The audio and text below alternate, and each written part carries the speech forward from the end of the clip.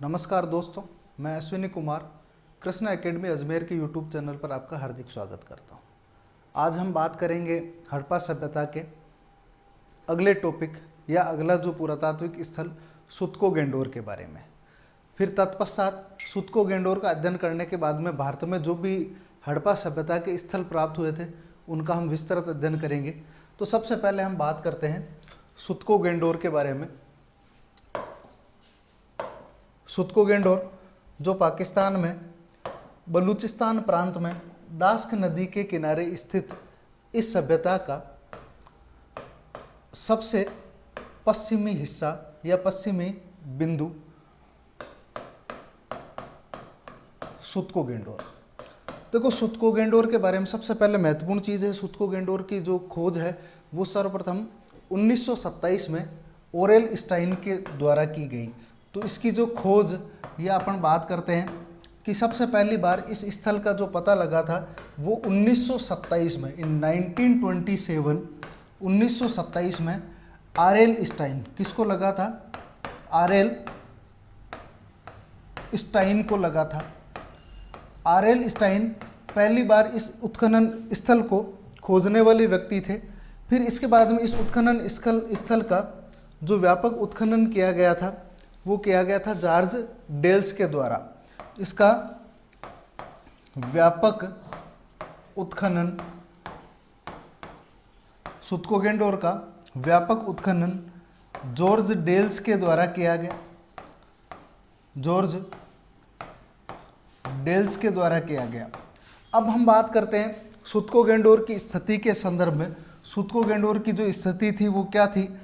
सुतको गेंडोर में जो प्रमुख चीज़ें एग्जाम में पूछी जाती है, तो सुतको गेंडोर पाकिस्तान के बलूचिस्तान प्रांत में, पाकिस्तान का प्रांत कौन सा है?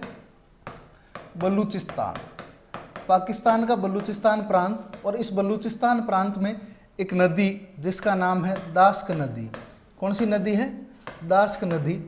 इस दास्क नदी के किनारे पर स्थित एक पुरातात्विक महत्व का स्थल सुतको गेंडोर, जो सर्वप्रथम ओरेल स्टाइन के द्वारा 1927 में खोजा गया। अब सुतको गेंडोर के बारे में एग्जाम में जो इम्पोर्टेंट क्वेश्चन पूछे जाते हैं उनमें सबसे पहला सवाल सुतको गेंडोर हड़प्पा सभ्यता का सबसे पश्चिमी बिंदु है। कौन सा बिंदु है? हड़प्पा सभ्यता का सबसे पश्चिमी बिंदु है, पश्चिमी बिंदु। फिर इसके बाद में दूसरा सवाल सुतको गेंडोर के बारे में पूछा जाता है। सुतको गेंडोर एक बंदरगाह नगर था। ये ऊंचाई वाली एक टीले पर स्थित था, यानी कि ऊंचाई पर स्थित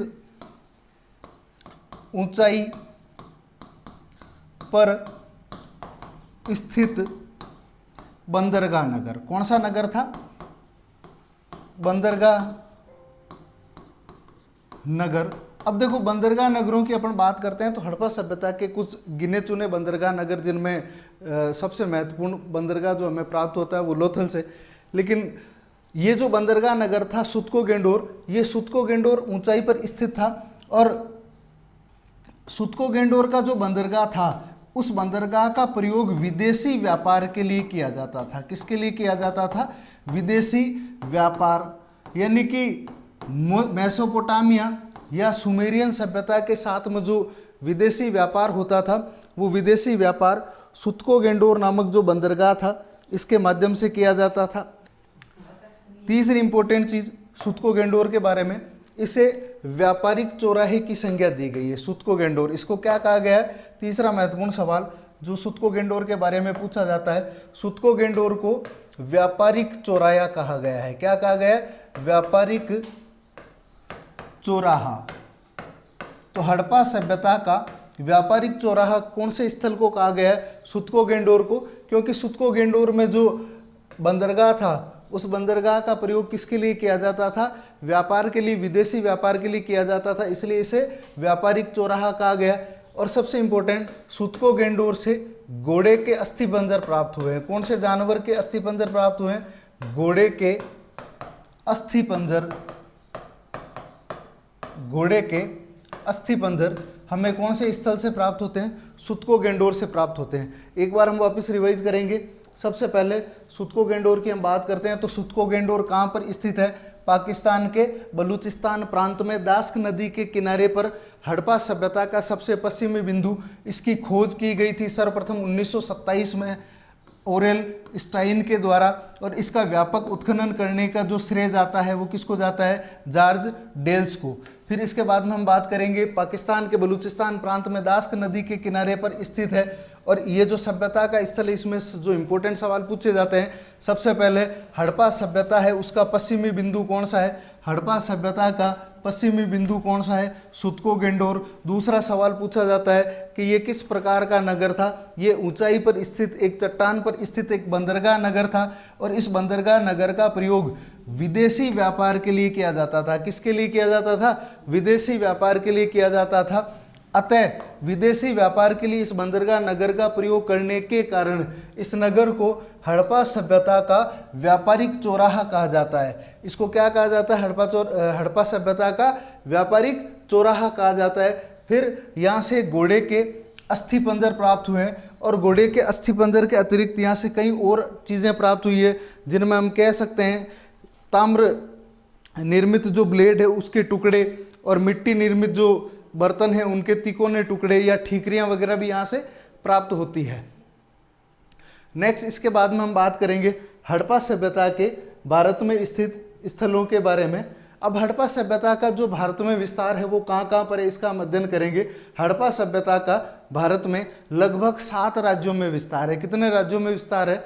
लगभग 7 राज्यों में विस्तार है, जिनमें से महत्वपूर्ण जो 7 राज्यों के जो महत्वपूर्ण स्थल है उनका हम अध्ययन करेंगे। सबसे पहले मैं बात करता हूं जम्मू कश्मीर राज्य, और जम्मू कश्मीर राज्य का जो सबसे महत्वपूर्ण स्थल या जो स्थल हमें प्राप्त होता है मांडा, और मांडा इसलिए महत्वपूर्ण है कि मांडा हड़प्पा सभ्यता का सबसे उत्तरी बिंदु है। फिर जम्मू कश्मीर राज्य के बाद में हम बात करते हैं पंजाब। अब पंजाब राज्य में सबसे महत्वपूर्ण स्थल है रोपड़, फिर इसके बाद में कोटला, नीहंग खान, चक, छियासी, बाड़ा, संगोल, ढेर, मांजरा। हरियाणा का जो महत्वपूर्ण स्थल है राखीगढ़ी, राजस्थान में कालीबंगा, और गुजरात में लोथल, धोलावीरा, रंगपुर और सुरकोटड़ा। ये कुछ महत्वपूर्ण स्थल है, जिनमें से जो प्रमुख स्थल है जिनका हम अध्ययन करेंगे आज की क्लास में, सबसे पहला होगा अपना जम्मू कश्मीर का मांडा, और उसके बाद में पंजाब का रोपड़, गुजरात का लोथल। इन 3 स्थलों का हम इस क्लास में अध्ययन करेंगे, और मेरा ये प्रयास रहेगा कि एक भी क्वेश्चन आपका छूटे नहीं, शॉर्ट में और अच्छे से आपको जो सारा कंप्लीट है उसका जो जानकारी है वो उपलब्ध करवाई जाए। तो सबसे पहले हम बात करते हैं जम्मू कश्मीर की। तो जम्मू कश्मीर का एक पुरातात्विक स्थल जो हड़प्पा सभ्यता से प्राप्त होता है मांडा। अब मांडा के बारे में हम बात करते हैं। मांडा नामक जो स्थल है, इस स्थल की जो खोज है वो सर्वप्रथम इस मांडा नामक स्थल की जो खोज है वो सर्वप्रथम 1922 ईस्वी में, इन 1982 एडी 1922 ईस्वी में जगपति जोशी व मधुबाला के द्वारा की गई। जगपति जोशी व मधुबाला के द्वारा की गई। अब सवाल पूछ ले एग्जाम में कि मांडा नामक स्थल उसकी सर्वप्रथम खोज किसके द्वारा की गई, तो अपना जवाब होगा जगपति जोशी के द्वारा। और कब की गई थी? 1982 में। फिर इसके बाद हम बात करते हैं मांडा नामक स्थल है, इस स्थल से जो भी एग्जाम में इंपॉर्टेंट सवाल पूछे जाते हैं, कोई विशेष महत्वपूर्ण नहीं है, लेकिन सबसे पहले हम बात करते हैं मांडा चिनाब नदी के किनारे स्थित है। कौन सी नदी के किनारे स्थित है? चिनाब नदी के किनारे स्थित है, और इसकी जो स्थिति है वो है जम्मू कश्मीर का अखनूर जिला। कौन सा? जम्मू कश्मीर का अखनूर जिला। तो जम्मू कश्मीर के अखनूर जिले में चिनाब नदी के किनारे पर स्थित। अब देखो यहाँ से जो उत्खनन हुआ है, उस उत्खनन में जो प्रमुख वस्तुएं प्राप्त हुई है, सबसे पहले हम बात करते हैं इस मांडा का जो विकास है उसके 3 स्तर प्राप्त हुए, यानी कि सांस्कृतिक विकास के स्तर। सांस्कृतिक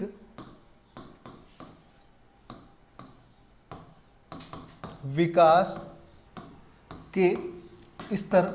यदि अपन मांडा नामक जो स्थल है, इस स्थल के उत्खनन के चरणों का यदि अपन अध्ययन करें तो 3 चरणों में इसकी जो परतें हैं वो प्राप्त होती है। सबसे पहले प्राक हड़प्पा, यानी कि हड़प्पा के जो प्रारंभिक दौर या हड़प्पा की जो प्रारंभ हुआ था उससे पहले के प्राक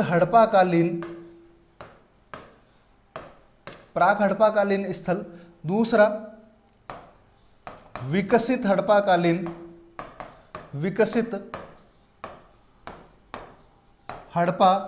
और तीसरा उत्तर हड़प्पा। इसके अतिरिक्त यहाँ से जो वस्तुएं प्राप्त हुई थी उनमें हड़प्पाकालीन मिट्टी के मृदभांड, हड़प्पाकालीन मिट्टी के मृदभांड और हड्डियों के नुकीले बाणाग्र। यहां से जो प्राप्त प्रमुख वस्तुएं थी उनमें हड्डियों के नुकीले बाणाग्र। तो एक बार वापस देख लो, मांडा नामक स्थल है वो भारत के जम्मू कश्मीर के अखनूर जिले में चिनाब नदी के किनारे पर स्थित है। कौन सी नदी के किनारे पर स्थित है? चिनाब। और इसको चिनाब को और मांडा को याद करने का जो सबसे बेस्ट तरीका है वो है माचिस, यानी कि मांडा कौन सी नदी है? चिनाब नदी है। तो माचिस से आप मांडा को याद कर सकते हो। इसी प्रकार से हमने अध्ययन किया था कि मोहनजोदड़ो को याद करने का तरीका, कि मोहनजोदड़ो का उत्खनन है वो सर्वप्रथम किसके द्वारा किया गया, या खोज सर्वप्रथम किसके द्वारा की गई थी? तो मोहनजोदड़ो का मतलब क्या होता है? मृतकों का टीला। और आदमी मर जाता है तो उसकी क्या बनाते हैं अपन? राख। तो राख से राखलदास बनर्जी। और हड़प्पा की नदी को याद करने के लिए हड़प्पा कैसा है? हरा है, यानी कि हड़प्पा और रावी का संबंध हम एक दूसरे के साथ में जोड़ते हैं। तो मांडा नामक स्थल 1982 में इसकी खोज की थी जगपति जोशी और मधुबाला के द्वारा। ये स्थल है वो कौन सी नदी के किनारे पर स्थित है? चिनाब नदी के किनारे पर स्थित है। फिर इसके बाद में इस स्थल की हमने बात की थी। इस स्थल से जो सांस्कृतिक विकास हुआ था वो कितने चरणों में हुआ था? 3 चरणों में। सबसे पहला चरण प्राक हड़प्पा, यानी कि हड़प्पा का जो प्रारंभिक समय, फिर इसके बाद में हड़प्पा है वो विकसित होती है, और सबसे अंत में उत्तर हड़प्पा, यानी कि हड़प्पा का यहाँ पर पतन दर्शाया गया है। यानी कि हड़प्पा के प्रारंभ से लगा करके हड़प्पा के पतन तक तीनों ही समयावधि के दौरान ये जो मांडा नामक स्थल था ये विकसित था। फिर इसके बाद में हम बात करते हैं हड़प्पा में जो महत्वपूर्ण वस्तुएं हमें प्राप्त होती है उत्खनन में। उनमें सबसे पहले हड़प्पाकालीन मिट्टी के मृदभांड, यानी कि मिट्टी के जो बर्तन थे हड़प्पा काल के, वो हमें कहाँ से प्राप्त होते हैं? मांडा से प्राप्त होते हैं। और हड्डियों के नुकीले बाणाग्र भी हमें कहाँ से प्राप्त होते हैं? मांडा से प्राप्त होते हैं। फिर मांडा के बाद में हम चलते हैं सीधा पंजाब। दूसरा स्थल जिसका हम अध्ययन करेंगे पंजाब का रोपड़ नामक स्थल। पंजाब का रोपड़ नामक स्थल जिसका हम अध्ययन करेंगे, महत्वपूर्ण स्थल है। और स्वतंत्रता प्राप्ति के पश्चात सर्वप्रथम जिस स्थल की उत्खनन की गई थी वो स्थल कौन सा है? रोपड़, या वर्तमान में जिसको अपन रूपनगर भी कह सकते हैं। तो स्वतंत्रता प्राप्ति के बाद में जिस स्थल की खुदाई प्रारंभ हुई थी या जिस स्थल की खोज की गई थी वो कौन सा था? रोपड़, नदी के किनारे पर स्थित रोपड़ नामक स्थल। अब देखो हम रोपड़ की बात करते हैं। सर्वप्रथम रोपड़, इस रोपड़ की जो खोज है वो 1950 ईस्वी में बीबी लाल के द्वारा की गई थी। किसके द्वारा की गई थी? बीबी लाल के द्वारा। तो ब्रजभूषण लाल के द्वारा 1950 में रोपड़ नामक स्थल की खोज की गई। अब ये जो रोपड़ है ये सतलज नदी के किनारे पर स्थित है। कौन सी नदी के किनारे पर स्थित है? सतलज नदी के किनारे पर स्थित है। ये रोपड़ नामक जो स्थल है, इस रोपड़ नामक स्थल की सर्वप्रथम खोज 1950 में बीबी लाल के द्वारा की गई थी। और यज्ञदत्त शर्मा के द्वारा 1953 से 1955 के दौरान इस स्थल का व्यापक उत्खनन किया गया। फिर इसके बाद में हम इसके संबंध में जो इम्पोर्टेंट क्वेश्चंस हैं जिनका अध्ययन करते हैं, तो आज़ादी मिलने के बाद में स्वतंत्रता प्राप्ति के पश्चात भारत का प्रथम स्थल जिसका उत्खनन हुआ था तो वो कौन सा था? रोपड़ था। यानी कि स्वतंत्रता के बाद खोजा गया पहला स्थल हड़प्पा सभ्यता का कौन सा है? रोपड़ है। और इसकी खोज कब हुई थी? 1950 में। रोपड़ कहाँ पर स्थित है? पंजाब में। कौन सी नदी के किनारे स्थित है? सतलज नदी के किनारे पर स्थित है। अब देखो यहाँ से जो उत्खनन में जो साक्ष्य या जो अवशेष प्राप्त होते हैं उन अवशेषों की बात करें तो यहाँ से हड़प्पा सभ्यता के मृदभांड, तांबे के बाणाग्र, यानी कि बाणाग्र का मतलब क्या होता है? जो बाण होता है अपने तीर कमान, उसके आगे का जो भाग है उसको क्या कहा जाता है? बाणाग्र। यानी कि इस प्रकार का जो भाग तीर के आगे लगाया जाता है उसको क्या कहा जाता है? बाणाग्र कहा जाता है। तो तांबे के बने हुए बाणाग्र, जिनको बाद में बांस की लकड़ी के अंदर ठोक करके प्रयोग किया जाता था, तांबे के बने बाणाग्र और 3 विभिन्न प्रकार की मोहरें, और इन मोहरों के साथ में सबसे इंपॉर्टेंट जो साक्ष्य यहाँ से प्राप्त हुआ था वो हुआ था कुत्ते के साथ में मनुष्य को दफनाने के अवशेष। देखो एक तो है कुत्ता, और इस कुत्ते के साथ में साइड में कौन लेटा हुआ है, पुरुष या मनुष्य लेटा हुआ है, यानी कि कुत्ते के साथ में किसको दफनाया गया था, पुरुष को दफनाया गया था। तो इस प्रकार के साक्ष्य भारत में हड़प्पा काल के दौरान केवल और केवल कहाँ से प्राप्त होते हैं, कुत्ते के साथ में मनुष्य के साथ में कुत्ते को दफनाने के अवशेष कहाँ से प्राप्त होते हैं, रोपड़ नामक स्थल से प्राप्त होते हैं। यहाँ पर कुत्ते के साथ में किसको दफनाया गया था, मनुष्य को दफनाया गया था। अब इसी की हम बात करें तो मानव के साथ में कुत्ते को दफनाने के साक्ष्य यदि नवपाषाण काल की बात करें, हड़प्पा काल की हम बात करेंगे, यदि हड़प्पा सभ्यता में अवशेष पूछा जाएगा तो हमारा जवाब कहाँ पर होगा, रोपड़ या रूपनगर में मानव के साथ कुत्ते को दफनाने के साक्ष्य मिले। लेकिन यदि हम और अन्य समय की बात करें तो नवपाषाण काल में एक स्थल है जिसका नाम है बुर्जहोम। क्या नाम है, बुर्जहोम। ये बुर्जहोम पड़ता है जम्मू कश्मीर में, ये नवपाषाण कालीन स्थल है। और इस बुर्जहोम नामक स्थल में मानव के साथ में कुत्ते को दफनाने के साक्ष्य प्राप्त होते हैं। तो अन्य किसी भी सभ्यता के स्थल में यदि मैं बात करूं तो बुर्जहोम जो कहाँ पर पड़ता है, जम्मू कश्मीर में, उस बुर्जहोम नामक स्थल पर मानव के साथ में कुत्ते को दफनाने के साक्ष्य नवपाषाण काल के दौरान प्राप्त हुए। कौन सी अवधि से संबंधित प्राप्त हुए, नवपाषाण काल के। फिर इसके बाद में हम बात करते हैं कि जब इस स्थल का उत्खनन किया गया तो जब अलग अलग परतों को खोजा गया तो ये स्थल कुल 6 चरणों में या 6 परतों के रूप में प्राप्त होता है। कितनी परतों के रूप में प्राप्त होता है, 6 परतों के रूप में प्राप्त होता है। एक बार हम वापस रिवाइज करेंगे रोपड़ के बारे में। रोपड़ जिसका वर्तमान नाम क्या है, रूपनगर, इसकी खोज किसके द्वारा की गई थी, 1950 में बीबीलाल के द्वारा।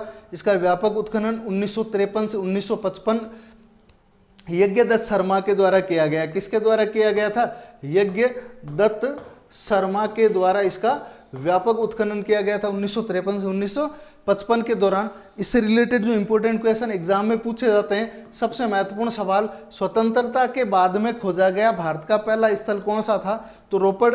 और यहाँ से हड़प्पा सभ्यता के मृद भांड और तांबे के बाणाग्र और 3 विभिन्न प्रकार की मुहरों के साथ में सबसे महत्वपूर्ण जो क्वेश्चन पूछा जाता है, मानव के साथ में कुत्ते को दफनाने के अवशेष, हड़प्पा कालीन मानव के साथ कुत्ते को दफनाने के अवशेष हमें कहाँ से प्राप्त होते हैं, रोपड़ से प्राप्त होते हैं। और यदि नवपाषाण कालीन पूछ लिया जाए तो बुर्जहोम जम्मू कश्मीर से।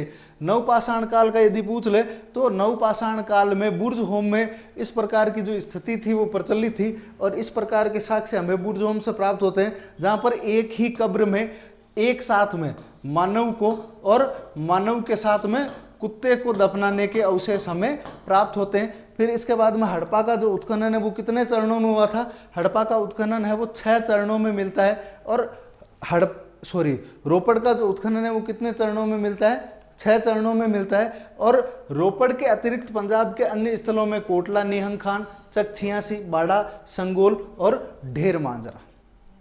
नेक्स्ट, फिर इसके बाद में हम बात करेंगे अगला जो स्थल है हड़प्पा सभ्यता का, गुजरात। गुजरात राज्य से अगला स्थल होगा लोथल। कौन सा अगलो, लोथल। नेक्स्ट हम बात करेंगे गुजरात के लोथल नामक स्थल की।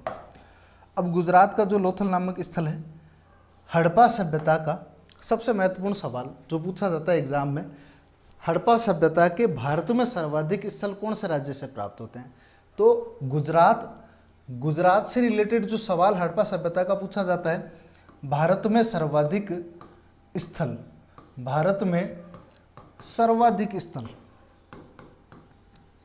सर्वाधिक स्थल कौन से राज्य से प्राप्त होते हैं, गुजरात नामक राज्य से प्राप्त होते हैं। और गुजरात राज्य से सर्वाधिक स्थलों के साथ में महत्वपूर्ण स्थल जिनसे क्वेश्चन पूछे जाते हैं, सबसे पहले हम बात करते हैं लोथल की। अब लोथल की स्थिति और विस्तार की बात करते हैं। लोथल गुजरात के अहमदाबाद जिले में, कौन से जिले में पड़ता है लोथल, गुजरात के अहमदाबाद जिले में। और गांव का नाम है सागरवाला। और सागरवाला गांव के पास में जो गली नदी निकलती है, भोगवा नदी। कौन सी नदी है? भोगवा नदी। अब देखो सबसे महत्वपूर्ण सवाल लोथल के बारे में, लोथल भी एक बंदरगाह नगर था। किस प्रकार का नगर था? लोथल भी एक बंदरगाह नगर था। और लोथल है वो एक भाग में विभाजित था, यानी कि हमने बात की थी हड़प्पा की, मोहनजोदड़ो की, दो दो भागों में विभाजित थे। सामान्यतः हड़प्पा सभ्यता के नगर दो भागों में विभाजित थे, किंतु हड़प्पा सभ्यता का स्थल जो एक भाग में विभाजित था वो कौन सा था? लोथल। लोथल की खोज 1954-55 में एस.आर. राव के द्वारा, किसके द्वारा की गई थी? एस.आर. राव। कब की गई थी? 1954-55 में। सर्वप्रथम 1954-55 में एस.आर. राव ने इसकी खोज की थी। कौन सी नदी के किनारे पर स्थित है ये? भोगवा नदी के। गांव कौन सा है? सागरवाला गांव। और गुजरात का अहमदाबाद। गुजरात का कौन सा जिला? अहमदाबाद। इसके व्यापक उत्खनन की बात करूं तो व्यापक उत्खनन भी लोथल नामक स्थल का जो किया गया था वो एस.आर. राव के द्वारा 1957-58 में किया गया था। अब लोथल से जो साक्ष्य प्राप्त होते हैं, सबसे पहला सवाल, लोथल एक भाग में विभाजित नगर। कितने भागों में विभाजित है? एक भाग में विभाजित। कितने भागों में विभाजित है लोथल? केवल एक ही भाग में विभाजित था। और लोथल में जो सबसे इंपॉर्टेंट है, हड़प्पा सभ्यता का सबसे प्राचीनतम ज्ञात बंदरगाह, सबसे प्राचीनतम ज्ञात बंदरगाह हड़प्पा सभ्यता का कौन सा है? लोथल। अब सवाल पूछ ले हड़प्पा सभ्यता का सबसे प्राचीनतम ज्ञात बंदरगाह कौन सा है, तो हमारा जवाब क्या होगा? लोथल। अब देखो लोथल किस प्रकार की स्थिति में बसा हुआ था या इसकी बनावट किस प्रकार की थी, इसकी यदि अपन बात करें तो ये सामान्य नगर के पास में से गुजरती हुई भोगवा नदी। कौन सी नदी है? भोगवा नदी। अब हम बार बार बात कर रहे हैं बंदरगाह की, तो यहाँ पर एक बंदरगाह स्थित था जिसको अपन डॉकयार्ड या गोदीबाड़ा कह सकते हैं, प्राचीनतम बंदरगाह या डॉकयार्ड या गोदीबाड़ा। अब देखो बंदरगाह की जो बनावट थी, नदी और नगर के मध्य में स्थित था। नदी से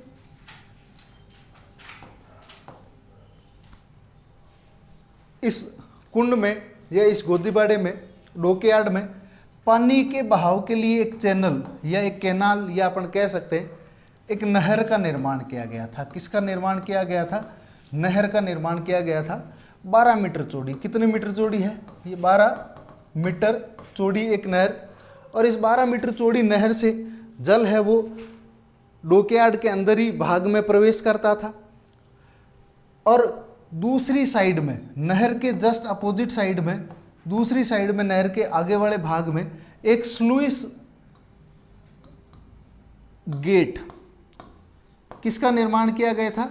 स्लुइस गेट का निर्माण किया गया था। और स्लुइस गेट का मतलब क्या हुआ कि ये जो जल का बहाव इस गोदीबाड़े में बना रहे, इसके लिए यहाँ पर एक छोटा सा हिस्सा निकाला हुआ था।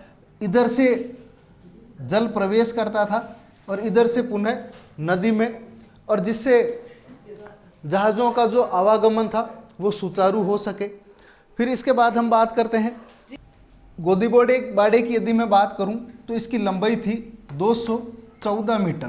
कितने मीटर लंबा था? 214 मीटर। और इसकी चौड़ाई थी लगभग 36 मीटर की। ये एक व्यापारिक स्थल था।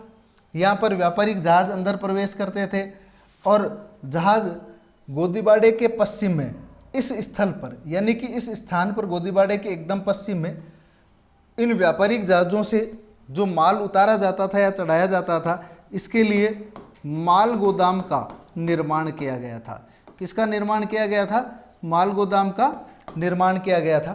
तो हड़प्पा का एक महत्वपूर्ण स्थल लोथल, भोगवा नदी के किनारे, ये हड़प्पा सभ्यता का प्राचीनतम ज्ञात बंदरगाह है।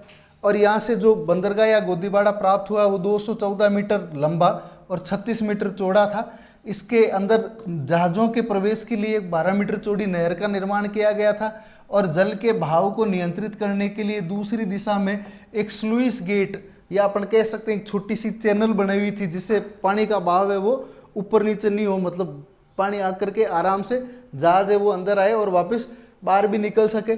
इस बंदरगाह के एकदम पश्चिम में, बंदरगाह के पश्चिमी भाग में एक माल गोदाम का निर्माण किया गया था, जहाँ से अपलोडिंग और डाउनलोडिंग होती थी, माल चढ़ाना और उतारना। इस काम के लिए किसका निर्माण किया गया था? गोदीबाड़े का निर्माण किया गया था। फिर इसके बाद में हम लोथल की बात करते हैं। फिर इसके बाद में हम बात करते हैं यहाँ से जो प्राप्त अन्य स्थल थे, इन अन्य स्थलों में, यहाँ से प्राप्त अन्य स्थलों में यदि अपन महत्वपूर्ण स्थलों की बात करें तो सबसे पहले हड़प्पा सभ्यता में, सामान्यतः हड़प्पा सभ्यता के स्थलों की एक विशेषता थी। ये विशेषता क्या थी? हड़प्पा सभ्यता के स्थलों में जो दरवाजे और खिड़कियां थी वो मुख्य सड़क पर ना निकल करके, मेन रोड पर नहीं निकल करके कहाँ पर निकलती थी? अंदर की साइड गलियों में निकलती थी। लेकिन लोथल नामक स्थल से एक जो मकान प्राप्त हुआ है, इस मकान से खिड़की और दरवाजे हैं वो किस तरफ निकले हुए? गली के स्थान पर मुख्य सड़क पर निकले हुए, जिससे अपन कह सकते हैं कि ये कोई घर ना होकर के क्या थी? कोई सराय या होटल थी। क्या थी? सराय या होटल या धर्मशाला थी। तो सामान्यतः हड़प्पा सभ्यता के स्थलों में जो दरवाजे हैं वो मुख्य सड़क पर ना निकल करके गलियों में निकलते थे, किंतु हड़प्पा से लोथल से प्राप्त एक मकान में जो दरवाजा और खिड़की है वो मेन रोड पर निकली हुई, जिससे अपन कह सकते हैं वो क्या थी? होटल या सराय थी। फिर इसके बाद में अपन बात करते हैं कि शहर के बीच में एक गलियों का एक इस प्रकार का जाल प्राप्त हुआ है। इनमें से एक जो मुख्य गली थी जिसको बाजार वाली गली की संज्ञा दी गई। किसकी संज्ञा दी गई है? बाजार वाली गली की संज्ञा दी गई है। फिर इसके बाद में अपन बात करते हैं कि इसको एक्रोपोलिस नगर की संज्ञा दी गई। किसकी संज्ञा दी गई है? एक्रोपोलिस नगर। एक्रोपोलिस नगर। अब देखो, इसको एक्रोपोलिस नगर की जो संज्ञा दी है वो किसने दी है? इसके खोजकर्ता ने। और इसका जो खोजकर्ता, लोथल की खोज किसने की थी? SR राव ने, शिकारीपुरा रंगनाथन राव। SR राव के द्वारा इसको किसकी संज्ञा दी गई? एक्रोपोलिस नगर की। एक्रोपोलिस नगर का मतलब होता है ऊंचाई पर स्थित स्थल। कौन सा स्थल? ऊंचाई पर स्थित स्थल क्या कहलाता है? एक्रोपोलिस नगर कहलाता है। फिर इसके बाद में इसे लघु हड़प्पा, इसे लघु हड़प्पा या लघु मोहनजोदड़ो की संज्ञा दी है। अब लघु हड़प्पा या लघु मोहनजोदड़ो इसको किसने कहा? यह कहने वाला व्यक्ति भी कौन था? SR राव। तो लोथल को लघु हड़प्पा या लघु मोहनजोदड़ो की संज्ञा देने वाला व्यक्ति कौन था?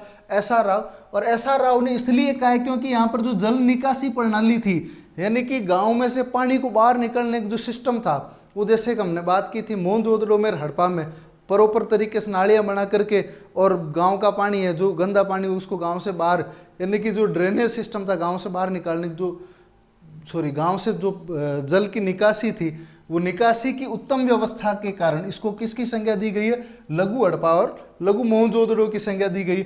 यहाँ से उत्खनन में चावल के अवशेष, हाथीदांत का पैमाना भी प्राप्त होता है। और सबसे महत्वपूर्ण सवाल, लोथल के समुद्र की देवी को, लोथल के समुद्र की कौन सी देवी थी? सिकोत्री माता। तो लोथल के समुद्र की देवी किसको कहा जाता था? सिकोत्री माता को कहा जाता था। और यहाँ से 3 युग्म समाधान भी प्राप्त हुए हैं। कितने युग्म समाधान भी प्राप्त हुए? 3 युग्म समाधान भी यहाँ से प्राप्त होते हैं। एक बार हम वापस रिवाइज करेंगे लोथल को। लोथल गुजरात में स्थित, गुजरात से भारत में सर्वाधिक स्थल प्राप्त होते हैं। लोथल गुजरात में स्थित SR राव के द्वारा 1954-55 में इसकी खोज की गई थी। अहमदाबाद जिले के सागरवाला गांव में भोगवा नदी के किनारे पर स्थित ये स्थल, इसका व्यापक उत्खनन 57-58 में SR राव के द्वारा किया गया था। यहाँ से जो उत्खनन हुआ, उस उत्खनन में जो प्रमुख वस्तु जो अवशेष प्राप्त हुए थे उनमें गोदीबाड़ा 214 बाई 36 मीटर का एक गोदीबाड़ा, जिसमें 12 मीटर जहाज़ों के आवागमन के लिए एक केनाल का या नहर का निर्माण किया गया था। और नहर के पास वाली दूसरी साइड में एक स्लुइस गेट का निर्माण किया गया था जल के बहाव को नियंत्रित करने के लिए। गोदीबाड़े के पश्चिम में एक माल गोदाम, यानी कि जिसमें माल को उतारा जा सके और माल को वापस चढ़ाने के लिए, डाउनलोड और अपलोड करने के लिए एक माल गोदाम का निर्माण भी किया गया था। फिर इसके बाद में हम बात करते हैं यहाँ से प्राप्त अन्य जो अवशेष है। इन अवशेषों में चावल के साक्ष्य भी मिलते हैं। इसको लघु हड़प्पा और लघु मोहनजोदड़ो कहा गया। किसके द्वारा कहा गया? SR राव। इसको एक्रोपोलिस नगर की संज्ञा किसने दी? एसआर राव ने। क्यों दी? क्योंकि ये ऊंचाई पर स्थित स्थल था, इसलिए इसको क्या कहा है? एक्रोपोलिस नगर का है। और यहाँ से हाथीदांत का पैमाना प्राप्त होता है। लोथल के समुद्र की जो देवी थी वो कौन सी थी? लोथल के समुद्र की देवी सिकोत्री माता। कौन सी थी? सिकोत्री माता थी। आज हमने अध्ययन किया था भारत में प्राप्त स्थलों में मांडा जम्मू कश्मीर, रोपड़ पंजाब और गुजरात का एक स्थल लोथल, जिसके बारे में हमने अध्ययन किया था। ज़्यादा से ज़्यादा आप कृष्णा एकेडमी के चैनल को शेयर कीजिए और अपने जो भी मित्र वगैरह उनसे सब्सक्राइब करवाने का प्रयास करें, ताकि हम आगे नियर फ्यूचर जो एक पूरी सीरीज़ रीट या पटवार एग्ज़ाम से रिलेटेड है वो भी आपको प्रोवाइड करवाएंगे। Thank you.